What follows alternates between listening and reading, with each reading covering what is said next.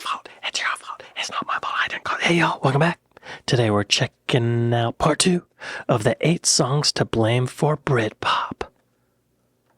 If you've not seen part 1, maybe go check it out and then come back to this one. And be sure to go to Trash Theory and like and subscribe. We're talking about the Smiths, This Charming Man.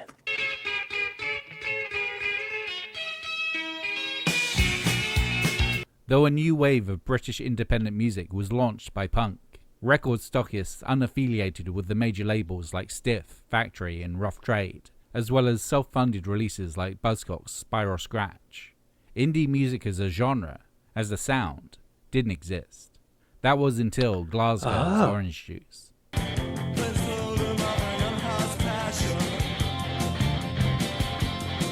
1980s Blue Boy, released on the Tiny Postcard label, matched choppily strummed guitars, introspective Pete Shelley-learnt lyricism, and Edwyn Collins' heartfelt croon, and provided the template for 80s indie, and eventually Britpop.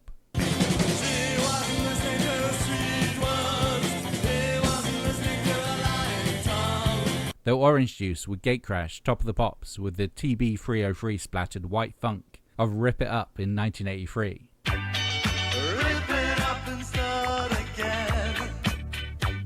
It was the Smiths' appearance for This Charming Man in November that same year that pushed the indie sound beyond John Peel's radio show and to the British public at large.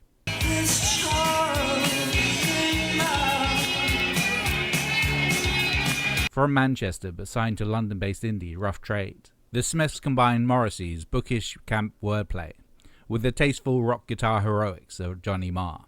After first single Hand in Glove didn't chart, it was professional rivalry with label mates Aztec Camera that sparked their chart debut.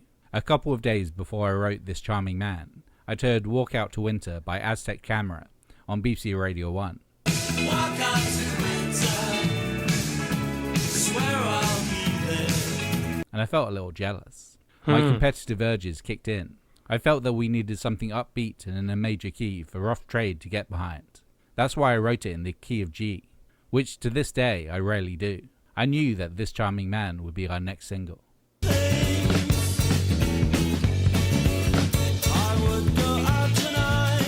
It was written for their second Peel session in September 1983. Hang on. What did Orange Juice have to do with this? I've never heard of Orange Juice. I guess it was just because it was independent. It was like the first independent music at the time? And provided the template for 80s indie, and eventually Britpop. Okay. Surely independent music existed, but I guess it didn't have a sound, is what he's saying. It didn't have like a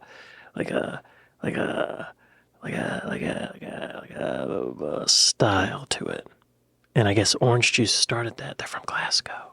They do kind of sound like the Smiths, don't they? There's something about, his drums, bass, jangly guitars, and that kind of brooding vocal. So Orange Juice kind of laid the ground, and then the Smiths came out and were like, yes. Okay, interesting. This Charming Man, I bet they're going to mention that it influenced that Blur song, Charmless Man. Is that what it's called? Charmless Man? Blah.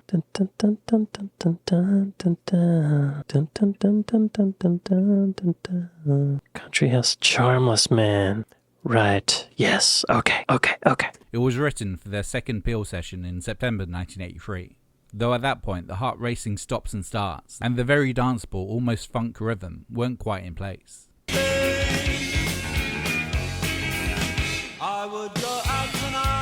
It does sound with different. Rough Trade financing their studio time for the single. Marr stacked 15 guitar tracks, acoustic as well as his Rickenbacker, Wow. to create this wondrous, shimmering jangle.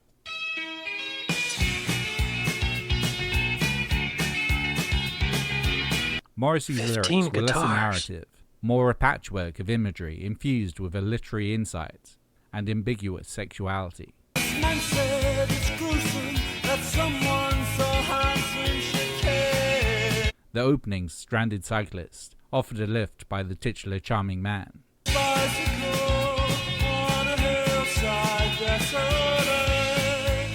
Mixed up with quotes inspired by films, most notably from 1972's Michael Caine starring Sleuth. A creeping, hair-dressing seducer of silly women. A jumped-up pantry boy who doesn't know his place!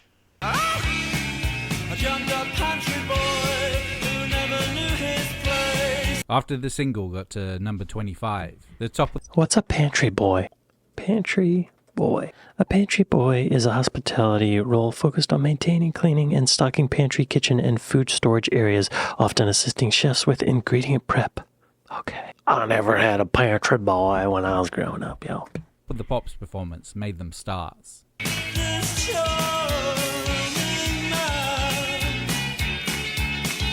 Morrissey broadly gesturing with gladioli and an open shirt, a gesture both fey and forceful, movements and themes that Suede's Brett Anderson would adopt.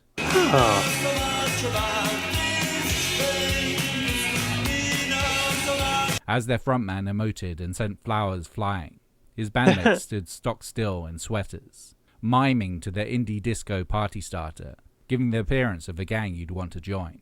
When Oasis released their first single, Supersonic, in April 1994, its cover was a group shot of the band, with Johnny Marr's Rickenbacker consciously laying in the background.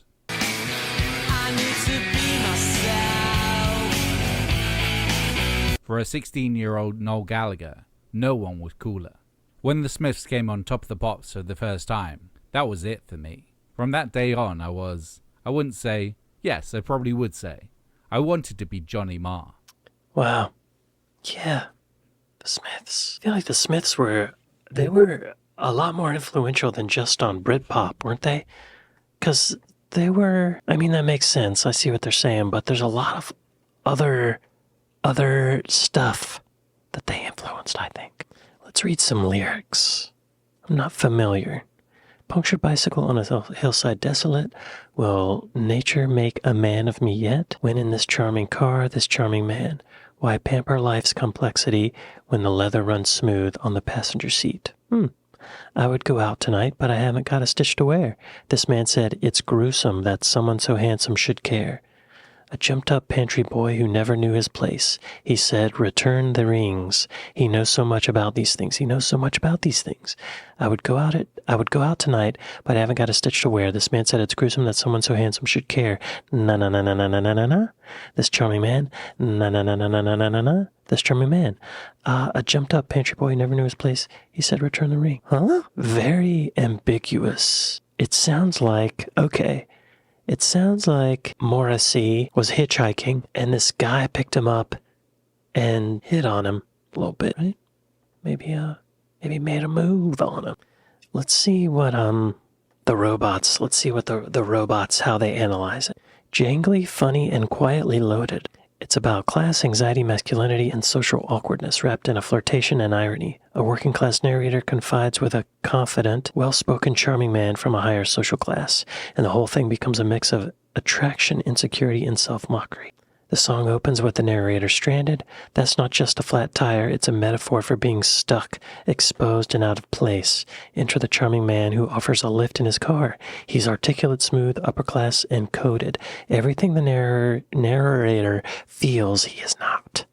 Class is doing a lot of work here. Lines like, he said I would go out tonight, but I haven't got a stitch to wear. Why pamper life's complexity when the leather runs smooth on the passenger seat? Are about imposter syndrome.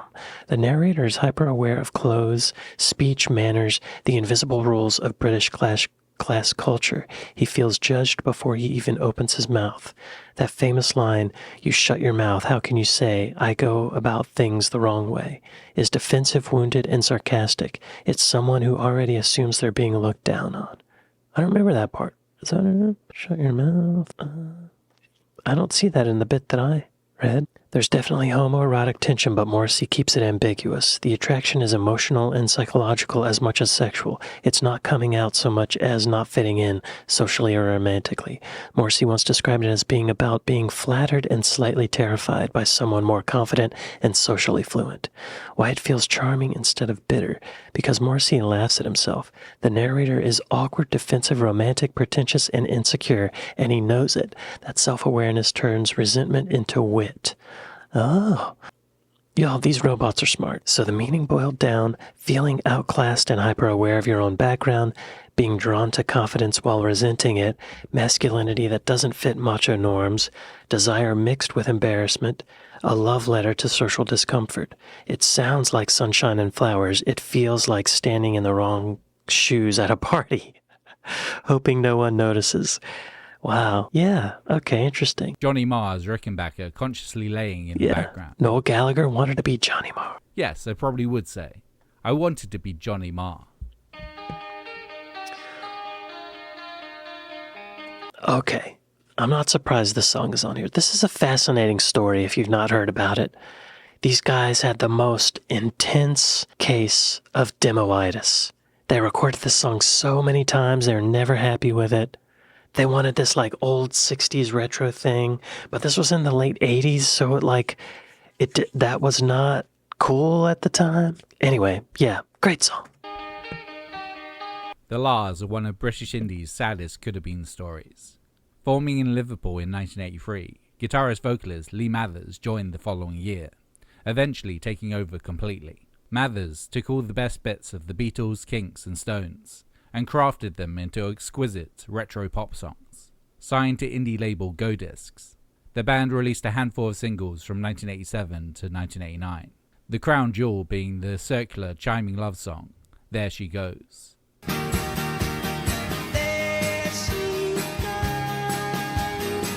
Whether about a girl or heroine, many still debate. But as close to a perfect pop song as it was, on its initial 1988 release, it didn't crack the UK top 50, and Mathers was not happy with the version they released.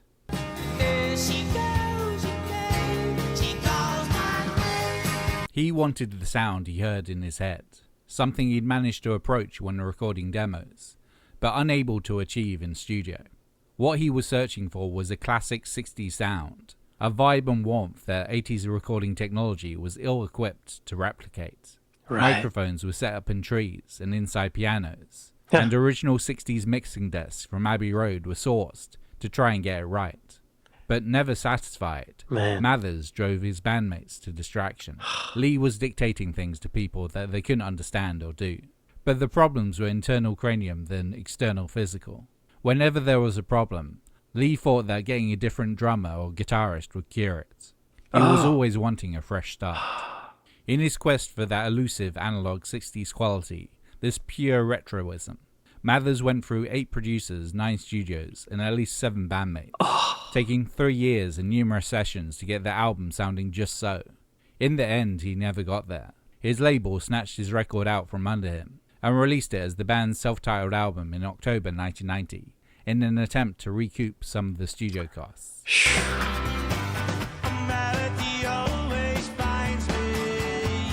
Though it got great reviews, the La's broke up soon after. Noel Gallagher in an early interview stated that Oasis would be the band to finish what the La's started, and with their backward-looking perfect pop attitude to songcraft becoming the biggest thing in British music, they kinda did.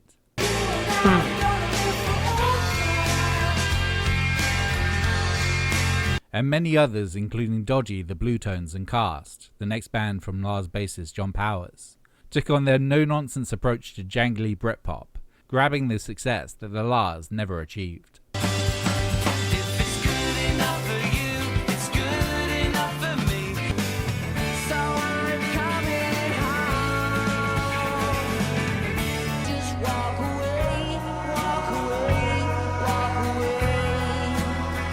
The Lars weren't the only late 80s indie group looking to Britain's past for the basis for their tunes. Early Stone Roses singles lent heavily on the psychedelic quality of the Rolling Stones and Beatles.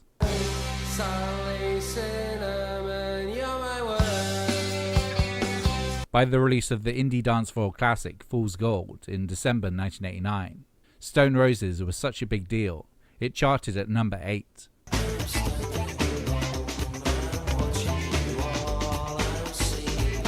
Though on Top of the Pops a fair few times, the best the Smiths ever did when they were together was a couple of number 10 placings. Indie was slowly reckoning with the top end of the UK charts. When fellow Manchester band James first put out Sit Down in June 1989, it went to number 77.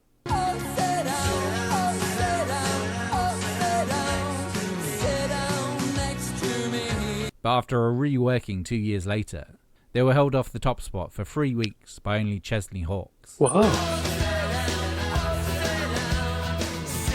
They did the same song again? As their label went bust, the Sunday's sweet indie pop confection, Here's Where the Story Ends, from 1990's Reading, Writing and Arithmetic, was never a single in the UK, so never charted. It's that little souvenir of a terrible year. But in the US, it was a modern rock airplay #1. Indie was Really? becoming pop.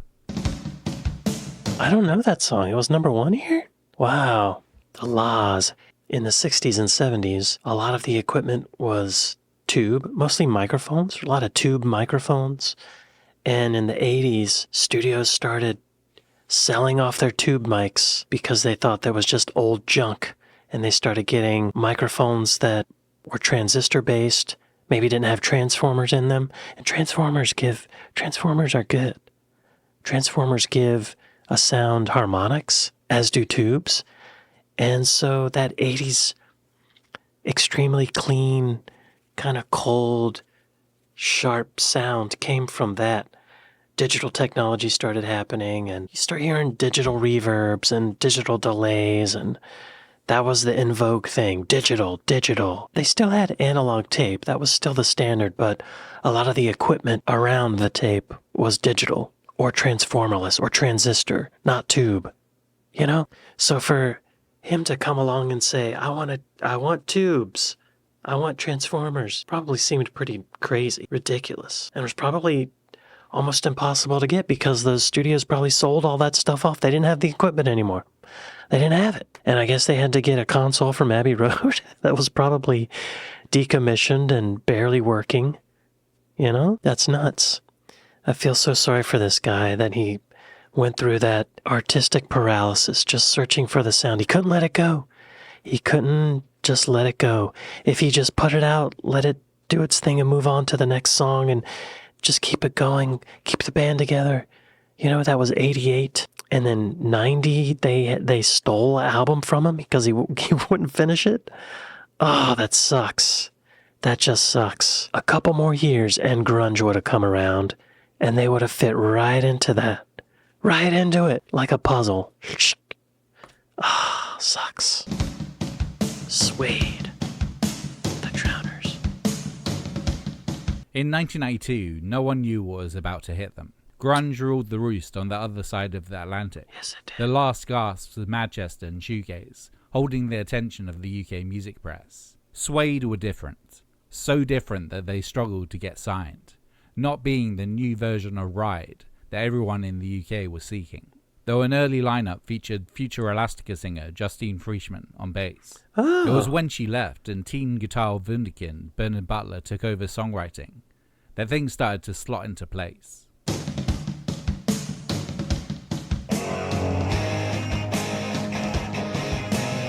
The Drowners was from the first batch of stuff we did that sounded fully formed, and not like we had been doing before at all. It had weird edges to it that the other stuff we had written didn't.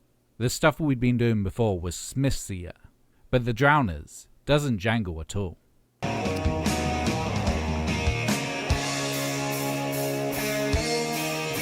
With its martial drums and lurching guitar peals, May 1992's The Drowners was a return to the glam of Bowie and T-Rex, joined with a flirtatious nudge wink. Singer Brett Anderson's wails and use of gendered pronouns suggested way more than Bowie clutching Mick Ronson to his side, or Morrissey's charming man.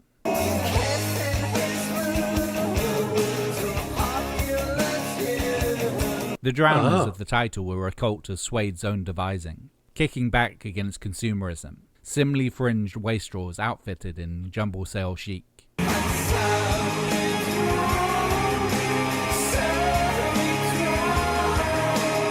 The wild ones, the beautiful ones, wandering about roundabouts, making out on gravestones, and being too androgynously beautiful to join the rat race.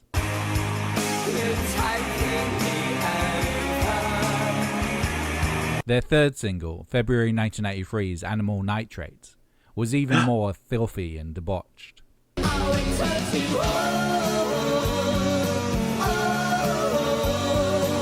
But before any of these singles had even been released, at the end of April 1992, Suede were on the cover of Melody Maker, under the headline, The Best New Band in Britain.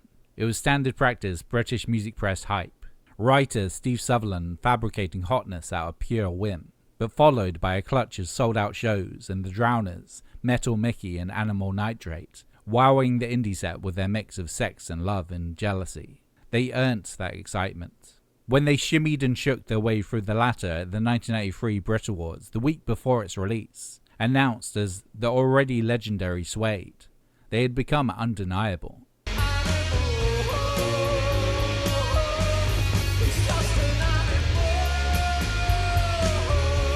Then in April 1983, a year after that Melody Maker cover, Anderson appeared on the front of Select with the Union flag superimposed behind him. The threat, Yanks Go Home, across his chest. Though it didn't yet have a name, Britpop had begun. Excuse me, sir? Excuse me? Yanks go home? Sir, I am home. You go home. Actually, no, it's cool. You can come over. Come anytime. You don't gotta leave. Actually, right now, maybe just wait like 3 more years, then come over. Right? You don't want to get shot in the face or anything. So this is one of the more modern songs. Suede were different. 1992. Yeah, okay, interesting. So in 1992 in America, it was all grunge. That was heavy grunge. I think Nirvana's Nevermind came out in August of 91. Pearl Jam was going strong. Ultimate grunge was happening here. And this kind of happier kind of sound was not the cool thing. I like some of their chord progressions. Like, they're very British. Something I love about the Beatles, y'all, is the really creative chord progressions. And Suede is doing that.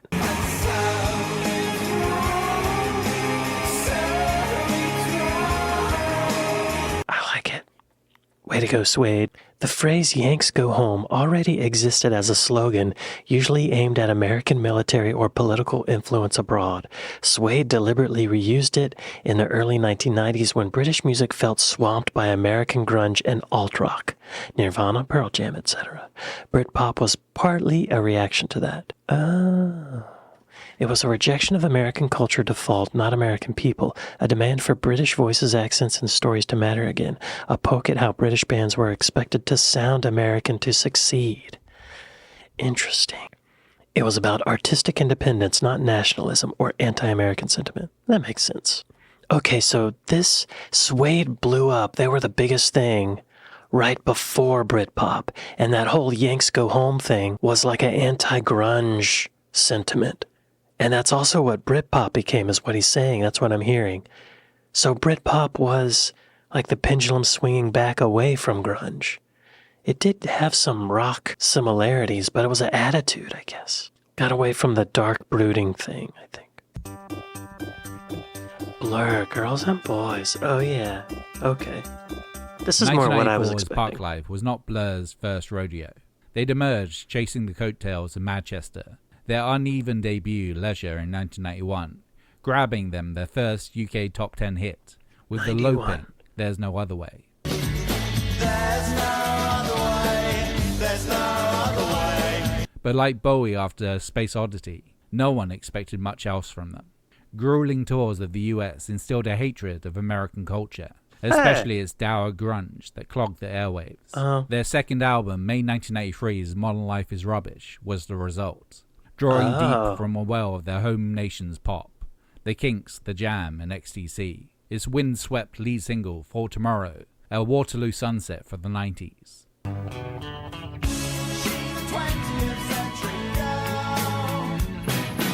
But none of its 3 singles got beyond number 26. It was an album 11 months too soon.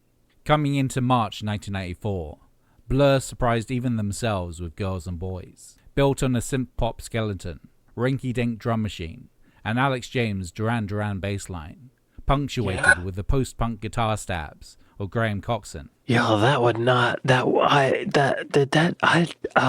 was the opposite of everything happening in American rock at the time. Punctuated with the post-punk guitar stabs of Graham Coxon. It was satire in form as well as content. The kind of syncopated dance pop that populated clubs on Mediterranean 18 to 30 holidays, furthered when the Pet Shop Boys remix of the track became a club hit across Europe.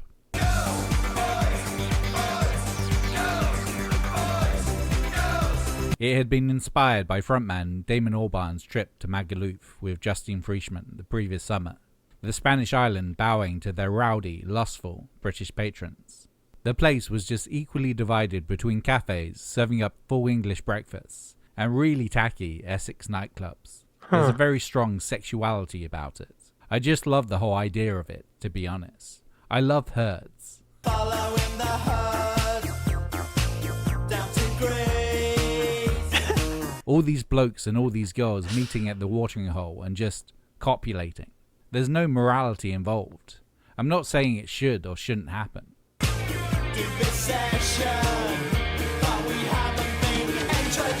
This irresistible glob of indie disco was their biggest hit yet, reaching number 5, surpassing any single the Smiths ever put out. Wow.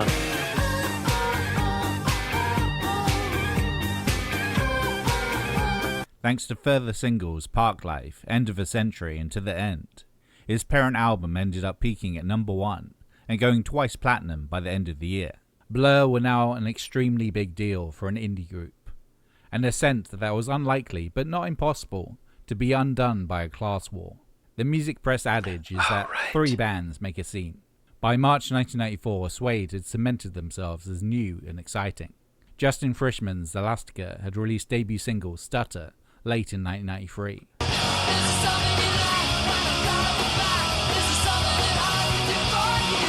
And Blur were ready for... That said at the bottom, rumored to be about Damon Albarn. And Blur were ready for round 3. Initially, some attempts were made to dub these bands as the new wave of new wave. But soon after Girls and Boys had smashed the top 5, Cliff Jones had theorized in a Blur feature in Star magazine, The Face. If punk was the last peculiarly English revolt into style, its legacy was a re-empowering of Brit Pop. Before long, every British indie guitar band was being tagged with the term. Even Larry rock and roll Mancunians, Oasis. Okay, interesting. So that Girls and Boys song was satirical. They were making fun of that style. That makes more sense. It's a joke song. Good melodies, though. Okay. And Cliff Jones coined the term. Conclusion of future Britpop. 1994, the Union Flag beer now in the Arctic Monkeys. Like many cultural movements, no one was particularly thrilled to be lumped in with Britpop. It was a moment where British music with British values was dominating radio. The Union flag littering the landscape, whether on magazine covers, guitars, or miniskirts. And as heard before as the music was, this love for one's country's culture and a rejection of others gave off the rancid scent of nationalism. It didn't help that most of the key players were very white and male. Those that were making music in Britain at the time that weren't part of it hated it. If 1994 was the year Britpop broke, 1995 was its peak, the year where Britpop battled. Pulp last-minute headlined Glastonbury, and Alaska briefly held the title for fastest-selling debut album of all time. But only 2 years later, in 1997, all enthusiasm for this moment had faded. Oasis's Be Here Now was the epitome of the genre's bloat and self-indulgence. Blur had decided that maybe US influences weren't such a bad thing, and Radiohead's OK Computer showed that there was another way. That's really interesting. I remember when this video came out, this Oasis video, and I remember being surprised that it didn't do well. I remember people just didn't like it. I think from my point of view, what am I trying to say here? I'm a huge Beatles fan, and I was at the time, and I just felt like Oasis was very derivative. I've since come to respect them more, but at the time, I was very anti-Oasis. And when this video came out, I was like, nope, I hate it. And I think a lot of other people were like that as well. I think they felt that. Also because the two brothers just fighting all the time seemed like they were press whores. Like they just wanted to get their names in the press and cause controversy, and it seemed not about the music at all.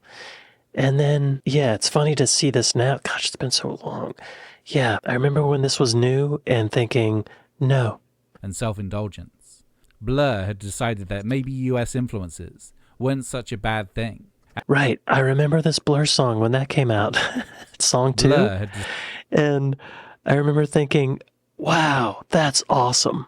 But also, like, comically simple in a way. But it got me revved up. And I've since heard that they wrote it as a joke and they sent it to the record label. And the record label said, give us more of this. Yes, this is great. But it is very grungy. It's very grungy. decided that maybe US influences weren't such a bad thing. And Radiohead's OK Computer showed that there was another way. From start to finish, it lasted 3 years tops. An odd 3 point years? Wow. Yo, OK Computer. I don't know how much of a hit it was at the time, but with me and my friends, it was huge. It was huge. It was beautifully Beatley, but different enough, not like Oasis ripoff Beatley. And it had all these really forward-looking production things, like the distortion, even like the distortion on the guitars was just a little bit different. It was something new. And the harmonies, his voice, OK Computer. Even the theme, the satirical theme of, life in the technological age and all that, it felt kind of grungy. Was another way. From start to finish, it lasted 3 years tops. I'm An odd surprised point at in that. time where Britannia was deemed cool, but with surprisingly little footprint influence-wise. Perhaps the enemy-backed British boys with guitars, the Libertines and Arctic Monkeys, and the ensuing landfill indie era could be marked as an attempt at Britpop too. I cherish you, my love. Oh, I cherish you, my love. I bet that you look good on the dance floor. I don't know if you're looking for romance or well, just come back to me. Come back to me. I put it to riot. I put it to riot. What happens when you lose enemy? You just start 22 grand job. In the city's alright, 22 grand job. In the city's alright. I know, she knows that I'm not fond of asking. Yeah, 19 forever put ourselves together. However, the songs remain. A lot of those songs sound the same to me, don't they? That was the early 2000s. That's very interesting. What was this movement considered? British boys with the guitars. Maybe post-Britpop? However, the songs remain. Everyone with an acoustic guitar knows Wonderwall. Park Life is still shouted along to at football matches. And someone is always going to attempt all 6 minutes of Common People at karaoke. And because of that, Britpop will live forever. Huh. Thanks for watching. Which other songs do you think should be blamed for Britpop? If you like this video, like, subscribe, and why don't you share with a couple of people? It really does help. As always, I'd like to shout out this month's new top tier supporters over on Patreon. Thomas Griffiths and Kater O. Erskine. Yo, be sure to go to Trash Theory and like and subscribe. Britpop only lasted for 3 years. That's surprising. From my perspective, I remember in the late 90s not caring if a band was from Britain or not. That was just a fun fact about a band. Oh, they're British, I don't think that really mattered to most American consumers at the time. But I can see how that would probably inspire some national pride or some kind of tribalism in a healthy way among British people and among the bands themselves. Let's see what the robot says. What are the top 10 songs responsible for Britpop? Blur, Pop Scene. Suede, The Drowners. That was mentioned. Pulp, Babies. The Stone Roses, I Am the Resurrection. I think they mentioned that. The Smiths, This Charming Man. Yes. Oasis, Live Forever, Live Forever. They didn't mention that. Elastica Connection. They mentioned that. That wasn't one of the 8, though, was it? Supergrass, All Right. That was mentioned, but I don't think it was one of the ones. The Laws, There She Goes. Also, I think when they first showed the Laws in the video, I said, oh, the La La Laws. For some reason, I thought they were called the La La Laws. Okay. And Primal Scream, Loaded. Not Britpop sonically, but spiritually crucial. British confidence, hedonism, and genre blending that loosened the rules. Britpop wasn't just a sound. It was British accents unapologetically, class consciousness, melody over angst, Identity over imitation. The class consciousness is huge. That seems to come up constantly in Britpop, doesn't it? Melody over angst. I guess that's referring to grunge. Grunge was a lot of angsty stuff. Identity over imitation.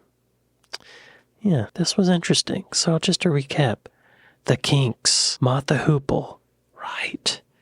The Jam, XTC, Madness also, really. The Smiths, of course. The Laws, Suede, Blur. I'm surprised Suede wasn't bigger, but I guess at the time, the androgyny and all that was kind of touchy. But there were shows where Kurt Cobain dressed in a dress. He wore a dress on stage sometimes. So did Scott Weiland of Stone Temple Pilots. They did some androgynous stuff, but for whatever reason, it wasn't. It was like denied. People were in denial. They just thought they were being contrarian or something. Very interesting. And maybe they were, but Suede, I think, they were really living it. Or, the lead singer was. He meant it. Yo, be sure to go to Trash Theory and like and subscribe. I'd like to thank my patrons. I'd like to thank my Buy Me a Coffee folks. Thank y'all for watching this with me, and I'll see y'all next time. Later.